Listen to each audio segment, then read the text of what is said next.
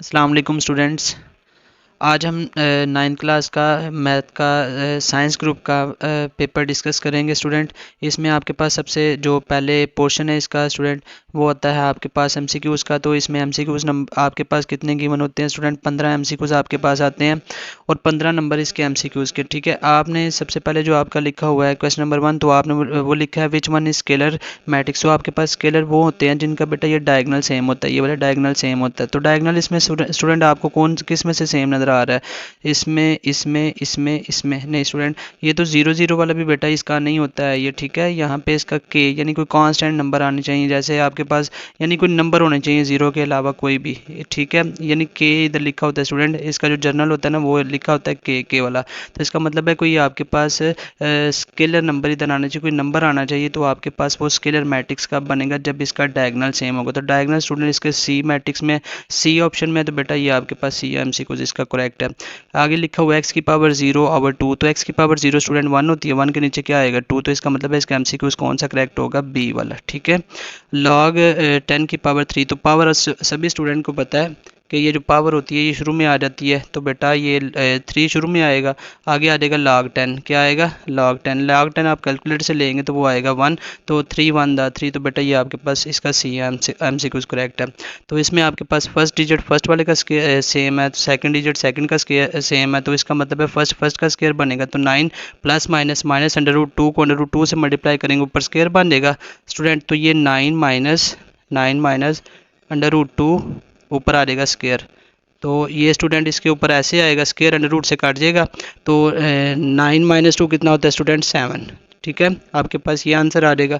उसके बाद इसका एमसीक्यूज नंबर 5 है, वो लिखा है find m so that k x square plus 4x plus m is a complete square. तो ये स्टूडेंट इसका जो आंसर करेक्ट है वो आपके पास क्या है? इसका एमसीक्यूज नंबर सी इसका करेक्ट है। ठीक है, उसके बाद एसीएफ फाइंड करना है आपने, यानी आयत अज़म निकालना है। आयत अज़म इसका निकालना है, इसका दो आपके पास ये टर्म्स दी गई हैं, इसका आपने निकालना है आयत अज़म। ठीक है, तो आयत अज़म में आप इसका क्या करेंगे? क्यूब वाला फार्मूला को ओपन करेंगे तो आप चेक करेंगे कि आपके पास ये जो चीज़ है ना ये दोनों में सेम होगी। आयत अज़म कहते हैं बेटा जो कॉमन आपके पास इन नंबर्स होते हैं दोनों में। ठीक है, तो मुश्तरक जायज़ भी जिसको कहते हैं, कॉमन फैक्टर आपके पास होते हैं ना, वो आयत अज़म होता है। ठीक है, तो ए लेस देन ज़ीरो, देन अगर ए की वैल्यू आपके पास नेगेटिव हो, लेस देन जीरो का मतलब है नेगेटिव। नेगेटिव अगर ए हो तो मॉड का मतलब होता है नेगेटिव चीज़ को ख़त्म करना, तो इसका मतलब है वो पॉजिटिव आएगा, आपके पास ए आपके पास पॉजिटिव नंबर आएगा। ठीक है स्टूडेंट, इसमें आपके पास ये वाले हिस्से को आपने ये वाले ज़ीरो के इक्वल रखना है, y+1 को ये ज़ीरो के इक्वल रखना है। तो आपके पास आंसर क्या बनेगा इसका स्टूडेंट? आपके पास आंसर आएगा एक का बन जाएगा x-1 को जब ज़ीरो रखेंगे तो x-1 इज इक्वल ज़ीरो, तो आएगा x1 1 आएगा, तो y+1 इज इक्वल 0 रखेंगे तो y आएगा -1, तो -1 इसका आंसर है। ठीक है, ये एमसीक्यू इसका करेक्ट है। मिड पॉइंट आपने बेटा फार्मूला लगाना है, सभी स्टूडेंट को पता होगा 9.3 में लगता है ये। तो मिड पॉइंट का फार्मूला लगा के इसको सॉल्व करेंगे स्टूडेंट, तो इसका आंसर आएगा 1 1। ठीक है, ये मैं डी एमसीक्यू इसका करेक्ट कर रहा हूँ। The symbol used for the line A B, line A B के लिए जो सिंबल यूज होता है वो आपके पास ये है, सिंपल। ठीक है, in parallelogram opposite angle are, बेटा ये कंग्रेंट होते हैं, मुतमासल होते हैं।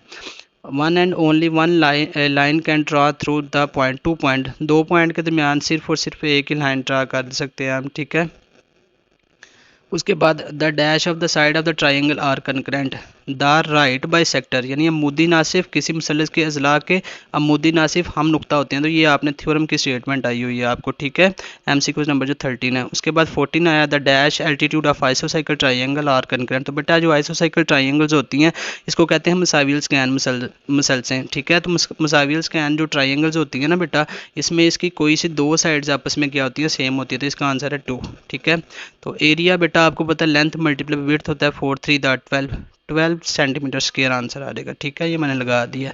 आप इसको एमसीक्यूज को प्रॉपर तरीके से एक दफ़ा देखिएगा, अगर किसी चीज़ की समझ ना आई तो आप कमेंट बॉक्स में पूछ लीजिएगा, मैं आपको प्रॉपर गाइड कर दूँगा। ठीक है स्टूडेंट, अब हम चलते हैं इसके बेटा जो आगे क्वेश्चन सब्जेक्टिव पार्ट की जानिब। सब्जेक्टिव पार्ट में स्टूडेंट आपके पास जो सबसे पहला इसका सेक्शन है उसमें से आपने बेटा 6 क्वेश्चन अटैम्प्ट करने होते हैं। तो इसमें सबसे पहले डेफिनेशन लिखी हुई है, डिफाइन आइडेंटिटी मैट्रिक्स, वदानी कालब की तारीफ़ करें। आगे बेटा आपके पास लिखा हुआ है, आपके पास ए ये दिया गया है, फाइंड ए का determinant is a matrix non singular, मतलब ये बताना है कि ये आपके पास नॉन सिंगुलर है कि ना सिंगुलर है। नॉन सिंगुलर स्टूडेंट वो होता है जिसका डिटर्मिनेंट सॉल्व करके ज़ीरो आ जाए, ज़ीरो के इक्वल ना आए, तो वो होता है आपके पास नॉन सिंगुलर। जिसका मैट्रिक्स बेटा सॉल्व करके ज़ीरो के इक्वल आ जाए वो होता है सिंगुलर। ठीक है, आपके पास हम क्वेश्चन नंबर 3 है, ये भी आपने देख लेना प्रॉपर तरीके से। क्वेश्चन नंबर स्टूडेंट 4 है आपके पास, सिंप्लीफाई दिस, ये रिव्यू एक्सरसाइज का आई थिंक क्वेश्चन आया हुआ है दूसरे चैप्टर का। ये आपके पास बेटा लॉग वाला, आराम से इसको हल कर लीजिएगा। ये 2 शुरू पे आएगा, तो इस सॉरी इसको बेटा आपने वो क्या नाम है एक्स के इक्वल फ़र्ज करके तो इसके ऊपर पावर मतलब एक्सपोनेंशियल फॉर्म में लिखना है इसको, तो उसकी मदद से इसको आपने हल करना है क्वेश्चन नंबर 5 को। ठीक है, आगे जी आपके पास गिवन है, जी बार फाइंड करना है, जी प्लस जी बार फाइंड करना है। ठीक है, उसके बाद स्टूडेंट आपके पास लिखा है define logarithm of a real number, हकीकी अदद के लॉगरिथम की डेफिनेशन लिखें। एक्स आपके पास गिवन है, आपने x minus one over x find करके देना है स्टूडेंट उसको, ये चीज़ आपके पास इसको फाइंड करके देना है। आगे आपने बेटा इसको फैक्टराइज करना है, इसको फैक्टराइज करना है, तो 1 minus x square minus y square plus 2xy, ये आपके पास इसकी आपने बेटा फैक्टराइजेशन करनी है। बंद कर चल। उसके बाद इसकी फैक्टराइजेशन स्टूडेंट करनी है, तो उसके बाद इसका जो सेकंड पार्ट है उसमें बेटा आपने 6 क्वेश्चन अटैम्प्ट करने होते हैं। उसमें सबसे पहले आपके पास HCF फाइंड करना है इन दोनों का। ठीक है, मसावात और गैर मसावात में क्या फ़र्क है, मिसाल देकर वजाहत करें।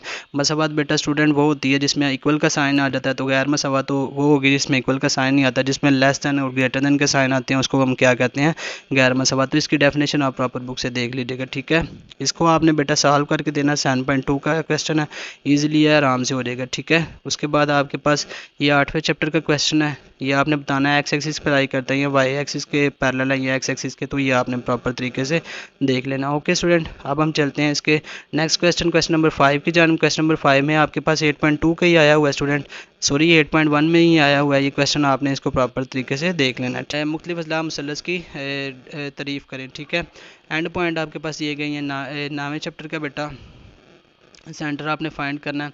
तो ये स्टूडेंट ज़रा क्वेश्चन इजी है, आप इसको थोड़ा सा देख लीजिएगा। अगर किसी बच्चे को ये क्वेश्चन की ना समझ आई तो वो मेरे से कांटेक्ट कर सकते हैं, मैं उसको प्रॉपर गाइड कर दूँगा। ठीक है, what is meant by ASA angle side angle, इसकी आपने डेफिनेशन करनी है, ये क्या होती है। उसके बाद आपके पास स्टूडेंट ये एक रिव्यू एक्सरसाइज का क्वेश्चन है, तो ये बेटा इसमें इसकी जो वो है ना वो आपके पास ज़रा आपको नज़र नहीं आ रही होगी, तो मैं इसको बना देता हूँ कैसे लिखी है, ऐसे करके। ठीक है, ये ऐसे है, आपने इसकी क्वेश्चन को प्रॉपर तरीके से देख लेना।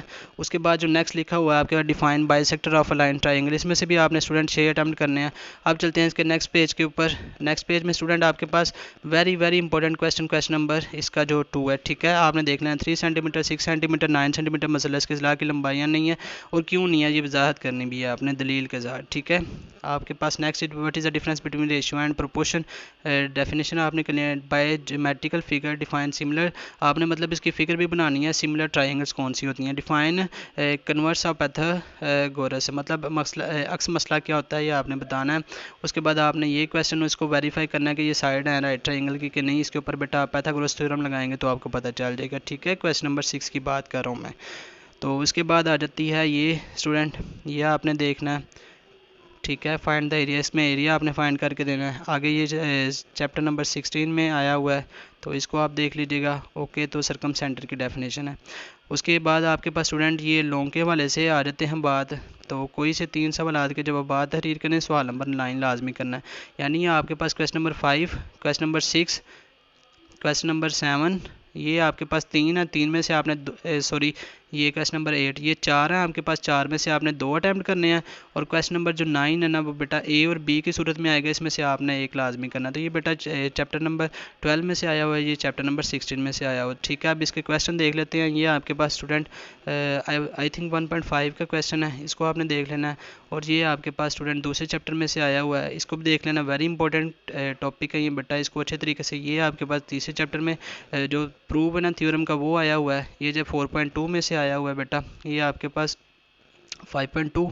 उसके बाद ये बेटा 6.3 ओके, ये बेटा 7.2 में से, और इसके बाद ये 17 चैप्टर में से आया, 17.2 आई थिंक सो।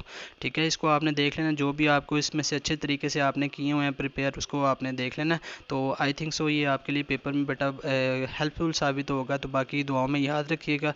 मिलते हैं नेक्स्ट वीडियो में, तब तक के लिए अल्लाह हाफिज़।